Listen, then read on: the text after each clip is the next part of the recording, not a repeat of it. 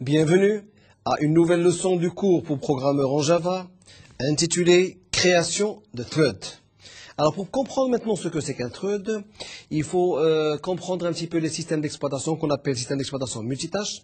Ce sont les systèmes d'exploitation qui nous permettent de lancer plusieurs choses à la fois, c'est-à-dire peut-être lancer l'impression, en même temps vous faites la lecture, vous faites la saisie et ainsi de suite. Alors il existait dans le temps des systèmes d'exploitation qui ne nous donnaient pas la possibilité de travailler en multitâches. Maintenant, actuellement, tous les systèmes d'exploitation sont multitâches. Alors, si ces systèmes d'exploitation sont multitâches, ça veut dire qu'ils se basent soit sur des processus, soit sur des threads. Alors maintenant, tout à fait au milieu de cette leçon-là, vous allez comprendre la différence qu'il y a entre un processus et un thread. Alors, pour vous expliquer un petit peu comment on arrive à rendre un système d'exploitation multitâche, donc c'est l'objet de notre cours et tout de suite, le menu sont tardés. Alors, on va voir la création de thread. Le cycle de vie d'un thread. Terminer un thread. Les méthodes de la classe thread. La gestion des threads à l'intérieur d'une Java Virtual Machine. Et on va commencer par la création d'un thread. Alors, avant de commencer la création d'un thread, on va prendre un exemple très simple. L'exemple, par exemple, d'un programme qui fait bondir une balle, d'accord? Le fait de faire rebondir une balle contre un mur, si vous voulez, c'est un programme qui va utiliser, bien entendu, une boucle. Et cette boucle-là, qui va être utilisée, bien sûr, elle va être une boucle de 0 jusqu'à un certain nombre ou un certain chiffre. Alors la possibilité de pouvoir arrêter cette boucle est très difficile. C'est-à-dire que si par exemple la balle commence à rebondir, et si à un certain moment vous voulez arrêter la procédure, vous n'allez pas pouvoir l'arrêter tant que la boucle n'a pas pris bien sûr la dernière valeur. Alors on va prendre un exemple très simple et on va le voir ici. Alors vous avez un programme qui fait rebondir une balle au niveau, bien sûr, de votre écran. Vous avez le try, vous avez balle est égal à B est égal à new balle canva, c'est-à-dire que vous allez créer une nouvelle instance de la classe balle canva. Alors canva.addB. Alors on ouvre une boucle for int, donc la déclaration de i c'est un integer, est égal à 1, point virgule, i inférieur ou égal à 1000, point virgule, l'incrémentation i++, c'est-à-dire que de i, la valeur de 1 jusqu'à i est égal à 1000, tout en incrémentant i de 1, voilà le programme qu'on va faire. Alors, premièrement, b.move, donc on va faire bien sûr bouger la balle. Thread.sleep avec une période de 5, donc ça ne veut pas dire qu'on va utiliser le thread, non pas du tout, c'est le fait de faire patienter de 5 secondes ou 5 millisecondes la balle pour pouvoir montrer ou donner l'effet du mouvement. Et puis bien sûr, les interruptions comme on les a déjà vues au niveau des leçons précédentes, catch pour capturer une interruption en cas de problème. Alors ce programme-là que vous avez, c'est un programme qui se base sur une boucle allant de 1 à 1000. Alors maintenant, quoi que vous ayez, bien sûr, si maintenant vous avez la possibilité d'arrêter avec un bouton, vous n'allez pas arrêter le programme du fait que le programme ne sera arrêté que jusqu'à la valeur de 1000. Il ne sera arrêté que à la fin des 1000, que i soit égal à 1000. Donc le contenu sera exécuté jusqu'à i est égal à 1000 et pas avant. Alors nous allons prendre un autre exemple, si vous voulez. Si au niveau d'Internet Explorer, vous téléchargez des images, Et si bien sûr au cours du téléchargement d'images, vous avez vu la première image sans qu'elle soit téléchargée à 100% et que vous n'avez plus besoin de la télécharger, à ce moment-là, en cliquant sur arrêter ou précédent, vous arrêtez quand même l'image. Alors au niveau des anciens systèmes d'exploitation ainsi que des anciens navigateurs, on n'avait pas la possibilité de faire tout ça. Pourquoi ? Parce que la programmation ne se faisait pas en multithreading, premièrement, donc on n'avait pas la possibilité de faire tout ça, c'est-à-dire qu'on ne pouvait pas arrêter un processus bien précis. Alors maintenant, tout d'abord, avant de commencer ce premier point, il vaut mieux que je vous explique un petit peu la différence entre un processus et un thread. Alors, comme vous devez le savoir, une machine a certaines performances. Alors, lorsque je parle de performance, elle a un microprocesseur, elle a de la mémoire RAM, elle a un disque dur, elle a du réseau, et ainsi de suite. Alors, un bon programmeur, c'est un programmeur qui sait comment, bien sûr, gérer ces performances-là. Alors maintenant, si on prend quelqu'un qui utilise un ordinateur pour des fins, si vous voulez, habituelles, par exemple, un travail de bureautique, travailler sur Internet, vous n'exploitez même pas à 10 ou 15% les valeurs, si vous voulez, de votre microprocesseur. Alors maintenant, pour pouvoir les exploiter, vous avez la possibilité de pouvoir partager les ressources. Vous avez des ressources, alors on va les partager pour le multitâche. Alors maintenant, effectivement, c'est là où est venue l'idée pour pouvoir travailler plusieurs choses en même temps, c'est-à-dire le multitâche. Alors le multitâche, bien sûr, le microprocesseur donne une partie à une certaine tâche, une partie à une deuxième tâche, une autre partie à une troisième tâche, et ainsi de suite. Alors maintenant, la différence qu'il y a entre un processus et les threads, c'est qu'un processus possède une copie unique de ses propres variables. Alors qu'un thread, il partage toutes ces données-là. Donc voilà la différence qu'il y a. La communication entre processus reste une communication qui est très lente. Alors que la communication entre threads reste donc une communication très rapide. Quoique, il y a un certain ralentissement parce qu'il y a une création d'un thread, il y a l'utilisation d'un thread et l'exécution, et il y a la mort d'un thread, c'est-à-dire la fin du thread. Mais malgré tout ça, le processus threading reste un processus qui est très simple à utiliser et bien sûr très efficace quant à l'exploitation du multitâche. Alors on va entamer le premier point, la création de thread. Alors pour créer un thread, il faut préparer les structures de support nécessaires à son exécution. Indiquer quel code il doit exécuter, parce que chaque thread, au niveau de chaque thread, on doit attribuer un code bien précis, parce que un thread, il va exécuter un code. Et comme vous le savez, donc lorsqu'on travaille en multitâche, chaque thread doit exécuter son code correspondant. Alors la classe java.lang.thread s'occupe du premier aspect. Le programmeur doit s'occuper du second aspect. Alors toujours les threads. Vous avez ici la création de thread et vous avez bien sûr l'exécutable, l'exécution de ce thread-là. Alors tout à fait au début, donc on crée le thread en l'exécutant et vous avez bien sûr le fichier exécutable, le runnable ou le run, bien sûr la méthode run. Alors, on précise le code à exécuter en créant une sous-classe de thread qui redéfinit la méthode run. Parce que maintenant, vous avez une classe thread et vous avez la possibilité de créer des sous-classes thread aussi au niveau de votre même programme. Et c'est bien ces sous-classes thread qui vont bien sûr définir la méthode run avec laquelle vous allez travailler. En passant au constructeur de la classe thread, un objet qui réalise l'interface runnable. Alors, les threads simples.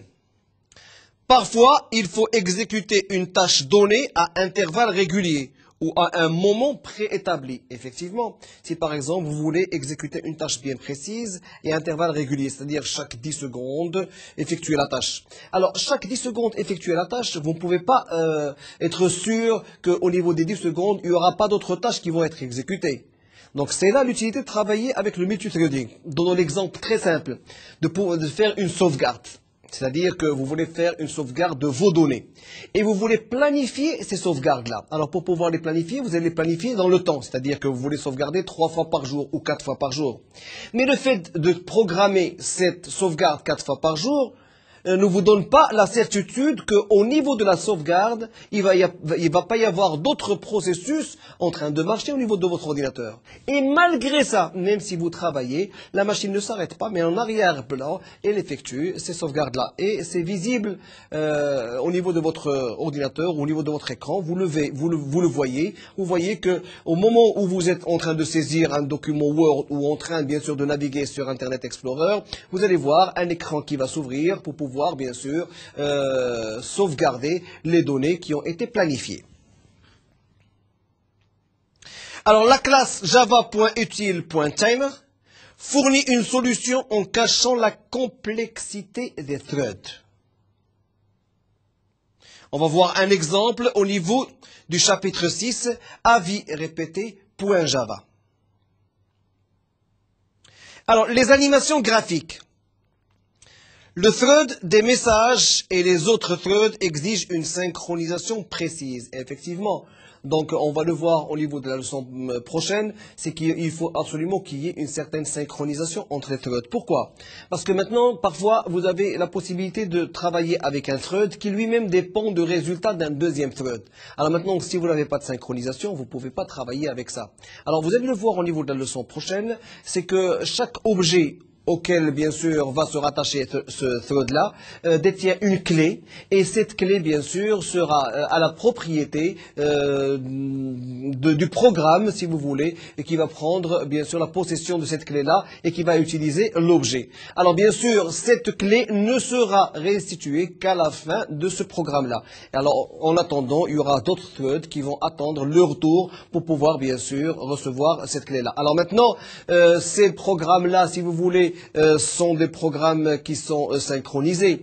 Alors maintenant, si vous travaillez dans un environnement synchronisé, il y a ce qu'on appelle la méthode wait et la méthode notify. Ces deux méthodes-là vont permettre bien sûr à la première méthode qui va occuper l'objet de lancer la méthode wait pour que les autres threads puissent attendre. Et puis, une fois que la méthode termine avec son objet, puisse libérer la clé. Et en libérant la clé, elle doit notifier, ou bien elle doit notifier un thread bien précis, ou bien avec la commande, ou si vous voulez l'argument notify all, elle doit notifier tous les threads en instance. Et ça, vous allez le voir en détail au niveau de la leçon prochaine. Alors, la classe javax.swig.timer génère une action event à intervalles réguliers de manière sûre. Alors, on va passer à un deuxième point, le cycle de vie d'un thread. Alors, en principe, le thread, il a un cycle de vie parce que vous créez une instance, et au niveau de cette instance, vous allez lui affecter un programme qui va être exécuté, et une fois que le thread a terminé son travail, automatiquement, le thread doit mourir, doit disparaître. Alors, vous avez un cycle de vie, et durant cette section-là, on va voir ce cycle de vie du thread. Alors, activation d'un thread. En faisant l'instance de la classe thread ou d'une sous-classe, on prépare l'exécution d'un nouveau thread. Au moment de la création, ce dernier n'est pas encore actif. La création ne veut pas dire une exécution, c'est-à-dire que lorsque vous le créez, il est toujours inactif. En créant un thread, on doit d'abord lui appliquer le programme. Une fois qu'on lui applique le programme, il faut mentionner quand est-ce qu'il va être exécuté. Une fois exécuté et qu'il a exécuté toutes les tâches de ce programme-là, à ce moment-là, il sera amené à disparaître. Il le devient quand on invoque la méthode start. Donc, aucun thread ne peut marcher s'il n'y a pas une méthode start au préalable qui va le lancer. Alors, état d'un thread, on va créer une nouvelle instance de la classe thread. Donc, vous avez un nouveau thread. Alors, ce thread-là, on va lui, avant de pouvoir le faire marcher, on va lui exécuter la méthode start. Une fois qu'on va lui exécuter la méthode start, ce thread sera exécutable. Et bien sûr, vous pouvez avoir divers cas avec des cas exécutables, non exécutables, et ainsi de suite. C'est-à-dire que vous avez la possibilité de travailler avec du multithreading. En exécutant un thread, vous allez pouvoir avoir besoin parfois d'autres threads, de résultats d'autres threads, et ainsi de suite. Alors, une fois que vous avez terminé et que le thread n'est plus exécuté, vous avez bien sûr la méthode stop qui va bien sûr éliminer votre thread. Et à ce moment-là, il sera stoppé. Donc, vous voyez un petit peu le cycle de vie d'un thread.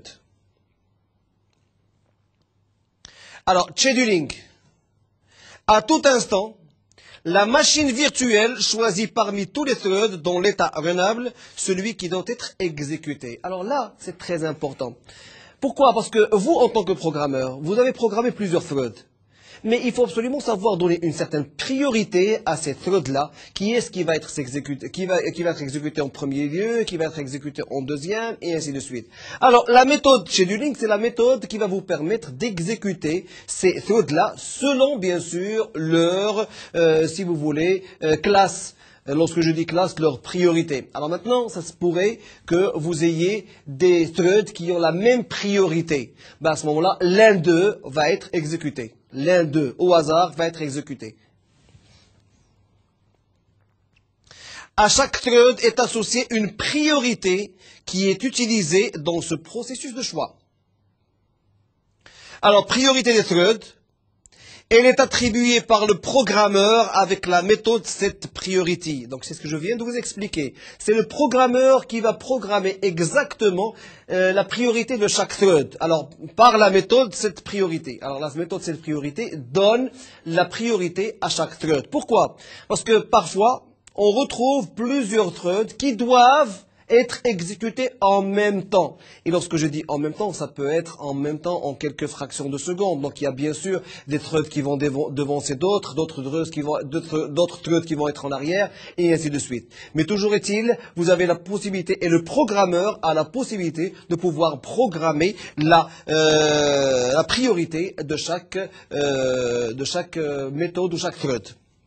Alors le scheduler ne la change pas. Le scheduler ne change pas de priorité. Il respecte et il exécute les priorités. Alors maintenant, si plusieurs threads sont exécutables, on exécute celui avec la plus haute priorité. C'est-à-dire que si par exemple la méthode schedule retrouve plusieurs threads qui sont exécutables, elle va prendre celui qui a le plus de priorité.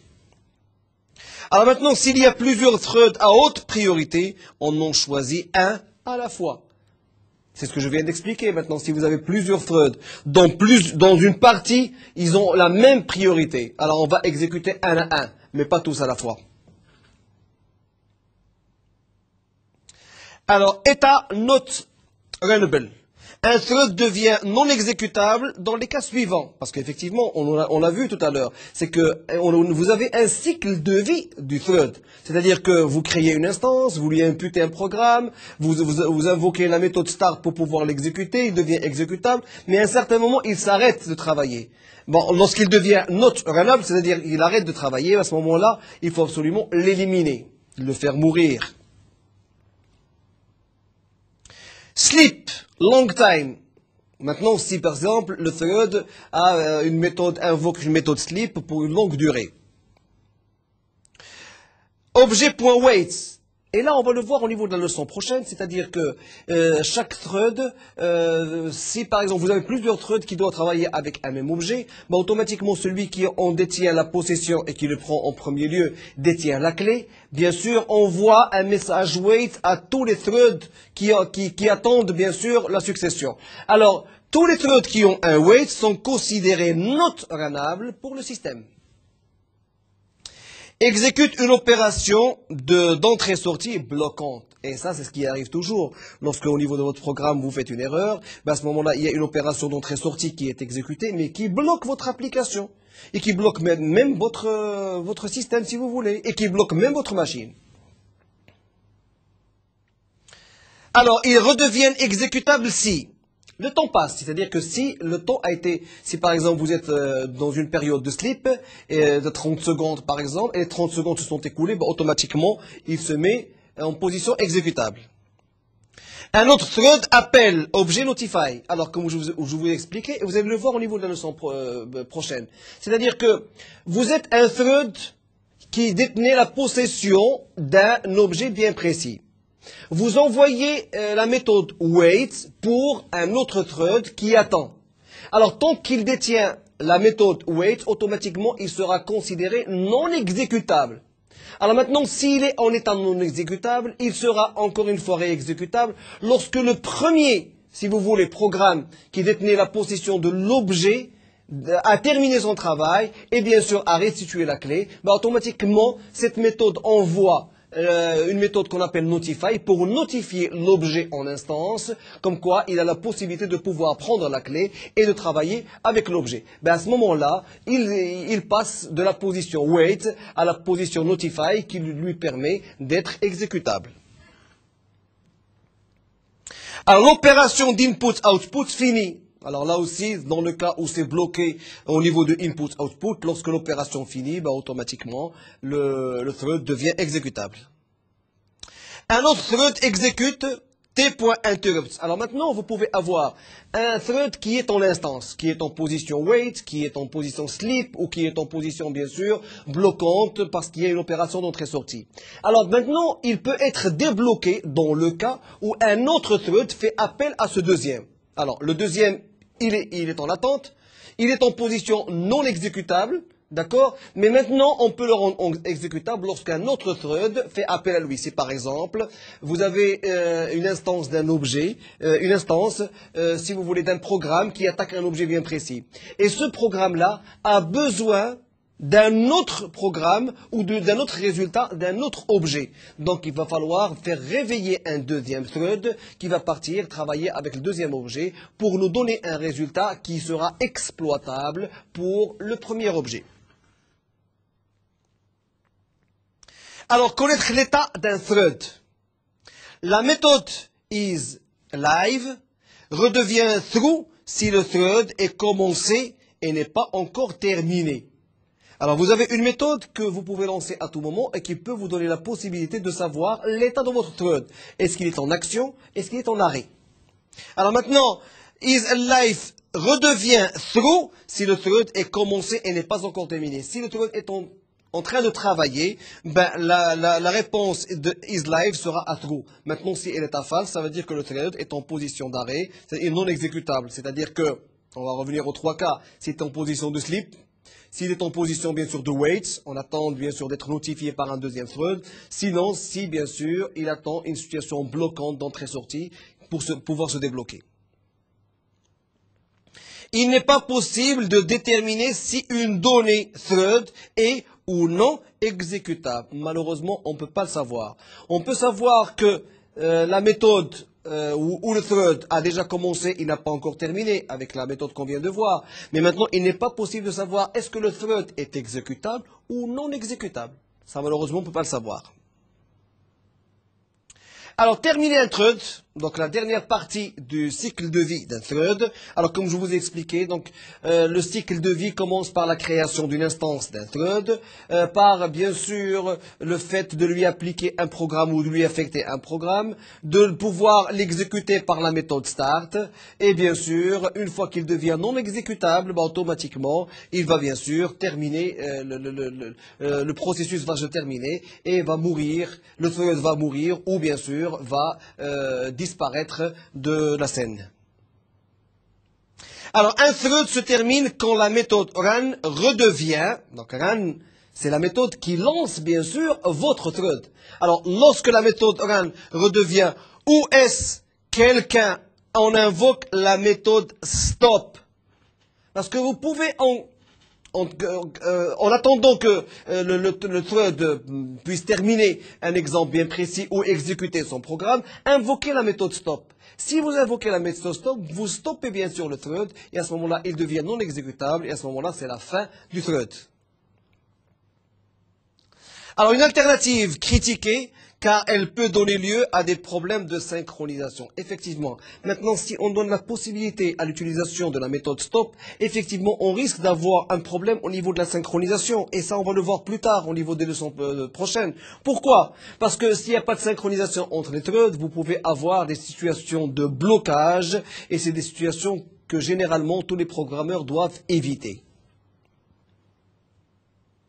Alors, si le thread contient un cycle, il faut employer une variable partagée.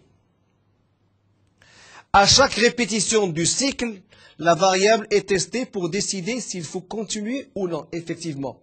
Alors maintenant, au niveau du cycle de vie, si on utilise une variable, à l'aide de cette variable, on va savoir est-ce que on doit continuer, bien sûr, est-ce que le thread va continuer à vivre ou pas. Alors, on va voir un programme. Vous avez bien sûr le thread runner, public void go. On invoque une instance de la méthode ou de la classe runner qui est déjà existante. Runner.start, c'est pour bien sûr faire démarrer le thread. Public void halt, runner est égal à nul. Public void run, thread me, and me est égal à thread.getCurrentThread. While runner est différent de me. Exécuter le cycle. Ça, c'est égal. Alors maintenant, vous avez un cycle ici qui va vous permettre, bien sûr, de pouvoir lancer un thread. Alors, on va voir maintenant un schéma dans le temps. Vous avez bien sûr un diagramme dans le temps. Vous avez runner est égal new thread, runner.start, ce qu'on a vu au début du programme de la slide d'avant. Alors, go. Et bien sûr, ce runner, il va bien sûr exécuter le me est égal à current thread et va faire un test. Est-ce que le runner est égal à me? Si oui, ben à ce moment-là, on va passer bien sûr à la suite. Sinon, donc on doit reboucler ici. Et c'est ça le problème. C'est lorsque, par exemple, vous avez besoin d'informations d'un deuxième thread, des informations qui doivent être cherchées en utilisant une boucle. Alors là, vous vous positionnez en position d'attente et vous risquez bien sûr de provoquer un arrêt ou un blocage de votre programme, de toute l'application, sinon de toute votre machine. Alors automatiquement, vous pouvez avoir le runner est égal à nul avec un halt, de stop. Alors, méthode de la classe thread. Alors, on va voir comment tromper le temps. La méthode sleep, long delay, place le thread dans l'état non exécutable. C'est ce qu'on a vu tout à l'heure. C'est-à-dire qu'il y a trois méthodes qui permettent, si vous voulez, au thread de le rendre non exécutable. Le fait qu'il soit en situation sleep, ou en wait, ou bien sûr en attente d'un blocage qui est fait dans le cadre d'une entrée-sortie. Alors la méthode sleep, effectivement, place le thread en l'état non exécutable. Alors, un temps au moins égal à la valeur indiquée en millisecondes, étant écoulé, le thread redevient exécutable. Maintenant, si le temps, on arrive à ce temps-là, et si on le dépasse d'un petit millième de seconde, automatiquement, le thread devient réexécutable. Alors, un thread T1 peut en réveiller un autre T2 dans l'attente de la méthode sleep. Alors maintenant, effectivement, si vous avez un thread qui est bien sûr en position non exécutable, vous avez un deuxième thread qui peut le réveiller, bien sûr, s'il a besoin d'informations au niveau d'un autre objet. Donc, on peut faire appel à un deuxième thread. Donc, même s'il est en position non exécutable, il redeviendra exécutable. Alors, dans l'attente de la méthode sleep avec l'appel T2.interrupt. Alors, interrupt ici, c'est la méthode qui permet, donc qui va vous permettre au thread T1 de réveiller le thread T2. Alors dans ce cas, sleep termine immédiatement en générant une interruption exception. Alors effectivement, maintenant si au niveau, vous avez évoqué la méthode sleep. Alors maintenant, si le temps que vous avez programmé pour la méthode sleep n'a pas été écoulé, et si bien sûr il y a un autre thread qui fait réveiller votre thread, alors automatiquement vous allez invoquer une exception pour informer l'utilisateur que la méthode sleep n'a pas été terminée jusqu'au bout. Alors attendre la mort d'un thread étant donné deux threads, T1 et T2. T1 peut attendre la terminaison de T2 en invoquant T2.join. Et l'attente de T1 peut être interrompue en appelant T1.interrupt. Alors la gestion des threads à l'intérieur d'une Java Virtual Machine. La méthode thread.getCurrentThread restitue une référence au thread qui a exécuté l'appel. Donc vous allez avoir des exemples maintenant du threading et bien sûr des méthodes que vous pouvez utiliser pour pouvoir bien sûr exploiter le multithreading. On peut avoir une estimation du nombre de threads en exécution avec thread.activeCount. Pour obtenir une référence à tous les threads concernant le programme, on emploie la méthode thread.enumerate. avec des threads entre crochets la matrice TS2. Donc c'est la méthode qui va vous permettre, ou qui va vous permettre bien sûr, de connaître un petit peu les références, tous les programmes que vous employez, ainsi que toutes les méthodes. Cette méthode restitue le nombre d'éléments effectivement mémorisés. Parce qu'en principe, si vous avez plusieurs threads qui sont en train de fonctionner, automatiquement cette méthode va vous renseigner sur le nombre de méthodes qui ont été utilisées et qui sont mémorisées. Alors on va visualiser les threads existants, soit le programme suivant, et on va l'expliquer. Voilà. Alors vous avez le thread en faisant appel à bien sûr la méthode. TS est égal à new pour avoir une nouvelle instance. Le thread.activeCount pour avoir le compte des threads en activité. Int n est égal à thread.enumerate_ts pour énumérer bien sûr le nombre de threads qui sont en mouvement. Vous avez une boucle for int i est égal à 0 jusqu'à ce que i soit inférieur à n, i++, donc une boucle de i est égal à 0 jusqu'à i inférieur à n avec une incrémentation de i plus 1. System.outprintln, donc le message sortira, thread plus la valeur de i, où on est arrivé au niveau de i, bien sûr avec une incrémentation, le ts de i.getName. Alors maintenant, si vous avez besoin d'informations complémentaires, vous pouvez toujours vous connecter au site de Netuno en cliquant sur le lien Mednetio.